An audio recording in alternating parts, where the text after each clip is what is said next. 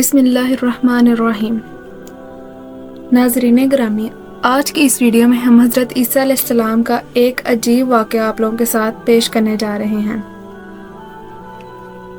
بیان کیا جاتا ہے کہ بنی اسرائیل میں ایک شخص تھا جس کی بیوی انتہائی خوبصورت تھی، جس پر وہ اسرائیلی فریفتہ تھا۔ چنانچہ جب اس عورت کا انتقال ہو گیا تو اس اسرائیلی شخص کو بڑا قلق ہوا اور ایک مدت تک وہ اس کی قبر پر بیٹھا روتا رہا۔ اتفاقاً حضرت عیسیٰ علیہ السلام کا ادھر سے گزر ہوا تو انہوں نے اس اسرائیلی کو پریشان حال دیکھ کر اس سے سبب پوچھا۔ تو جب اسرائیلی نے اپنا واقعہ بیان کیا تو حضرت عیسیٰ علیہ السلام نے دریافت فرمایا، کیا تو چاہتا ہے کہ میں اس کو تیرے لیے زندہ کر دوں؟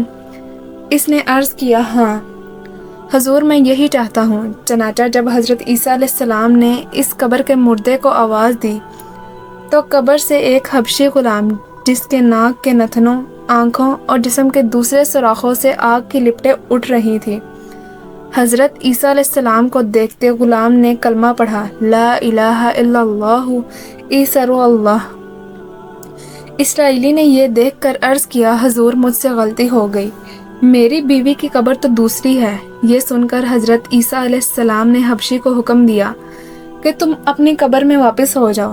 چنانچہ وہ مردہ ہو کر گر گیا اور اس کی قبر کو مٹی سے چھپا دیا گیا۔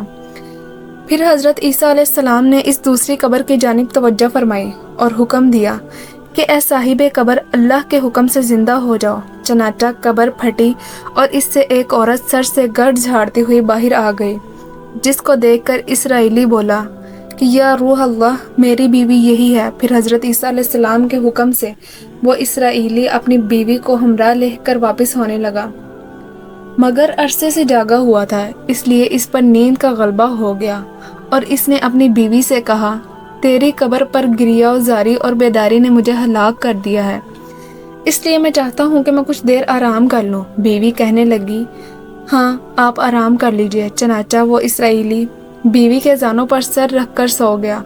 اتنے میں ایک گھوڑے پر سوار ایک شہزادے کا ادھر سے گزر ہوا جو اپنے زمانے کا یکتا حسین تھا، جس کو دیکھ کر شہزادی اس پر فریفتہ ہو گئی اور اس کا دل قابو میں نہ رہا۔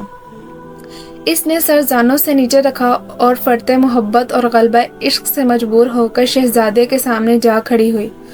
ادھر جیسے ہی شہزادے کی نظر اس پر پڑی، وہ بھی اس کو دیکھ کر اس پر فریفتہ ہو گیا اور اس عورت کی خواہش پر اس کو اپنے گھوڑے پر۔ چنانچہ اس کے شوہر نے بیدار ہو کر جب اپنی بیوی کو نہ پایا تو نہایت پریشان ہوا اور اس کے ملنے کی تدبیر سوچنے لگا۔ سوچتے سوچتے آخر اس نے نشانہ قدم پر چل کر اپنی بیوی کو تلاش کر لیا، جو شہزادے کے پاس پہنچ چکی تھی۔ اس کو دیکھ کر اسرائیلی نے شہزادے سے عرض کیا، یہ میری بیوی ہے، آپ اس کو چھوڑ دیجئے۔ ابھی شہزادہ کچھ کہہ بھی نہ پایا تھا کہ اس عورت نے کہا، میں تیری بیوی نہیں بلکہ شہزادے کی لونڈی ہوں۔ یہ سن کر شہزادہ اسرائیلی سے کہنے لگا، مجھ سے میری لونڈی کو لے جانا چاہتے ہو؟ اس نے کہا، خدا کی قسم یہ میری بیوی ہے جس کو میرے سردار حضرت عیسیٰ علیہ السلام نے مرنے کے بعد میرے لیے زندہ کیا ہے۔ ابھی یہ گفتگو ہو رہی تھی کہ اتفاقاً حضرت عیسیٰ علیہ السلام وہاں تشریف لے آئے، جن کو دیکھ کر اسرائیلی کہنے لگا، یا روح اللہ، کیا یہ میری وہ بیوی نہیں ہے جس کو آپ نے میرے لیے زندہ کیا ہے؟ حضرت عیسیٰ علیہ السلام نے فرمایا کہ ہاں یہ وہی ہے۔ یہ سن کر عورت کہنے لگی، یا روح اللہ، یہ شخص جھوٹا ہے، میں اس شہزادے کی لونڈی ہوں۔ حضرت عیسیٰ علیہ السلام نے فرمایا، کیا تو وہ عورت نہیں جس کو میں نے اللہ کے حکم سے زندہ کیا ہے؟ عورت نے کہا، یا روح اللہ، باخدا میں وہ نہیں ہوں۔ اس کے بعد حضرت عیسیٰ علیہ السلام نے فرمایا، جو جان خدا کے حکم سے میں نے تجھے دی ہے اس کو واپس کر دے۔ یہ سنتے ہی وہ عورت پھر مردہ ہو کر گر پڑی۔ پھر حضرت عیسیٰ علیہ السلام فرمانے لگے کہ جو شخص ایسے آدمی کو دیکھنا چاہے جو کافر مرا تھا اور زندہ ہو کر ایمان لایا تو وہ اس حبشی غلام کو دیکھ لے، اور جو کوئی ایسے انسان کو دیکھنا چاہتا ہے جو مومن مرا تھا پھر اللہ نے اس کو زندہ کیا اور وہ کافر ہو کر کفر کی حالت میں مر گیا تو وہ اس عورت کو دیکھ لے۔ اس واقعے کو دیکھ کر اسرائیلی نے قسم کھائی کہ اب کبھی نکاح نہیں کروں گا اور میدانوں کی طرف نکل گیا، جہاں اللہ تعالیٰ کی عبادت میں مصروف رہ کر ایسے ہی موت آ گئی۔ اللہ تعالیٰ اس پر رحم فرمائے۔ حاصل، نبی اور رسول کے اقرار اور انکار کا نتیجہ اس حقائق سے ظاہر ہوتا ہے اور سبق ملتا ہے کہ کامیابی اپنے نبی کی اطاعت اور محبت سے ہی مل سکتی ہے۔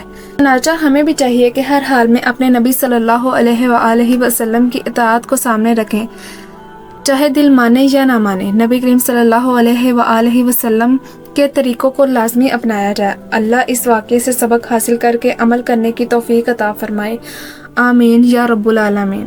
اگر ہماری یہ ویڈیو آپ لوگوں کو پسند آئی ہے تو ہمارے اس چینل کو لائک اور سبسکرائب کر دیں تاکہ ہماری ہر نئی آنے والی ویڈیو آپ لوگوں کو تک بآسانی پہنچ سکے۔